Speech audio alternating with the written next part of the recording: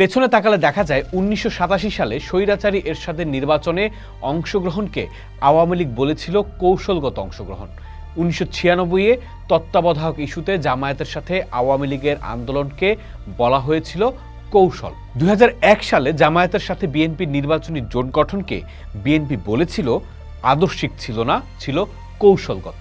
প্রাবন্ধিক ফিরোজ আহমেদের মতে পুরনোদের মাঝে কার সাথে সমঝোতা করছেন সেটা দিয়েও আপনার রাজনীতিকে চেনা যাবে। অর্থাৎ সঙ্গী নির্বাচনের মাধ্যমেই স্পষ্ট হয় একটি দলের আসল লক্ষ্য ও গতিপথ।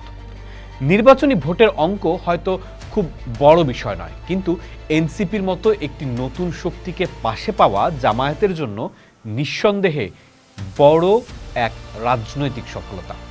এমন কথা বলেছেন গবেষক আলতাফ পারভেজ। তিনি বলছেন, এই অধ্যায়ে কে বা কারা নৈতিক ও রাজনৈতিকভাবে ক্ষতিগ্রস্ত হলো কিংবা এতে গণ অভ্যুত্থান সম্পর্কে ক্ষমতাচ্যুত সরকারের ব্যাখ্যা বিশ্লেষণ অনুমানগুলোতে জ্বালানি জোগানো হলো কিনা সেই আলোচনা পণ্ডিতরা করবেন। এই নৈতিক ও রাজনৈতিক ক্ষতির শঙ্কা থেকেই এনসিপির অন্তত ৩০ জন নেতা জোট গঠনের বিরোধিতায় সরব হয়েছিলেন। তারা চিঠিতে লিখেছিলেন, মাত্র অল্প কিছু আসনের লোভে জোটে যাওয়া জাতির সাথে প্রতারণার শামিল।